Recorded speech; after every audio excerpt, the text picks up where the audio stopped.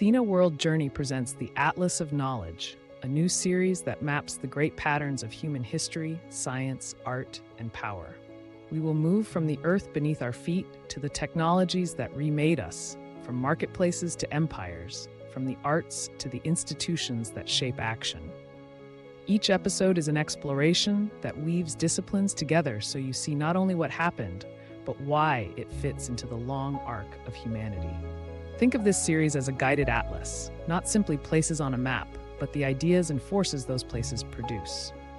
We'll combine sweeping aerial imagery and clear, connective narration so you can follow the threads across time and place. Welcome to Episode 1, How Geography Shapes History. History is often told as the story of great leaders, revolutions, and ideas. But beneath it all, there is something more enduring: the Earth itself. Mountains and rivers, deserts and coasts, these are the silent architects of human possibility. In this first episode, we ask a simple but profound question: how has the Earth shaped the story of humanity? The landscape defines what is possible, what is necessary, and sometimes what is inevitable. Today, we step back for a bird's-eye view to see how geography has sculpted the story of humanity and how it still does. Take the Nile, a slender ribbon of green threading through the desert. Without it, there is nothing but sand. With it, the miracle of ancient Egypt. The river flooded predictably, depositing rich silt. That reliability made harvests secure, and secure harvests made surplus. Surplus allowed scribes, priests, and builders to emerge. The river's rhythms demanded measurement. Astronomy and calendars were born of necessity. The pharaoh's authority grew from his role as organizer of water and harvest. Even art and literature reflect this intimacy. The Hymn to the Nile, which dates back to 2100 BCE during Egypt's Middle Kingdom and celebrates the river as a divine giver of life. Or the Tale of Sinuhe from 1900 BCE, which portrays exile as leaving behind the ordered fertility of the Nile Valley. Geography here is not background. It is the script. Now look to mountains. They are barriers, yet also crucibles. The Alps sheltered Swiss communities, where independence was guarded as fiercely as the peaks themselves. In Greece, mountains divided the land into small valleys, giving rise to fiercely independent city-states like Athens and Sparta. Mountains also shape imagination. The Romantics saw in their sublime peaks both beauty and danger. The Inca, high in the Andes, turned steep slopes into engineered terraces that still awe us today. Mountains test resilience and inspire poetry. Some geographies are narrow, but their influence vast. Straits and canals, slender passages like the Bosporus, the Strait of Hormuz, the Malacca Strait, funnel the movement of goods and armies. Control them, and you control entire economies. Even today, a disruption in the Strait of Hormuz can send global oil prices soaring. These places remind us, geography does not lose relevance with time, it accumulates it. Coasts are frontiers, places of meeting. The Phoenicians, Greeks, and later the Venetians turned coastlines into webs of trade.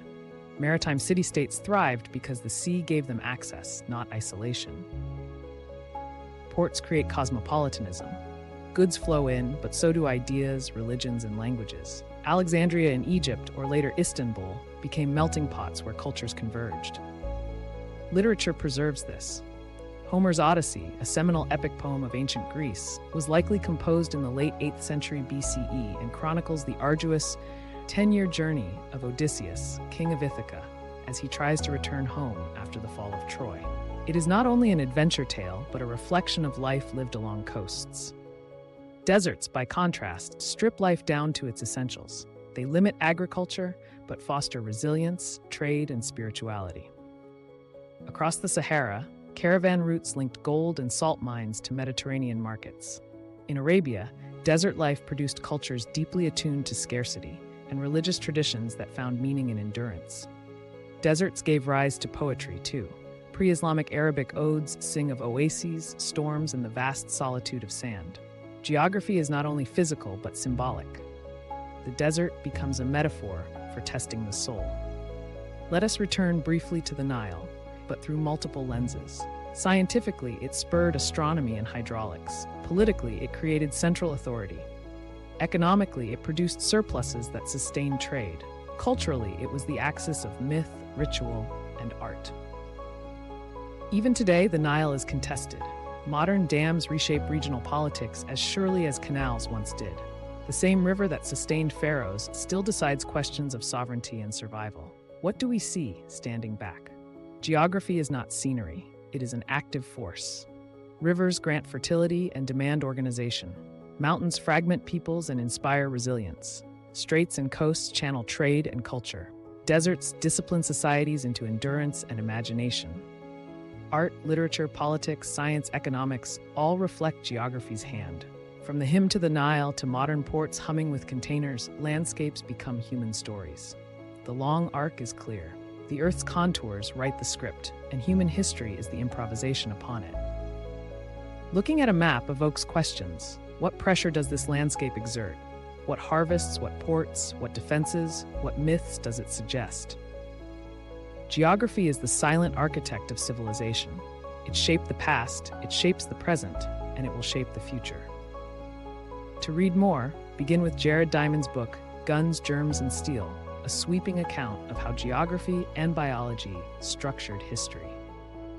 In our next episode, we will watch as geography met ambition on the high seas, the age of discovery, when oceans stitched the world together. If this introductory journey has piqued your interest, subscribe to our channel and join us again for the next chapter. Thanks for watching.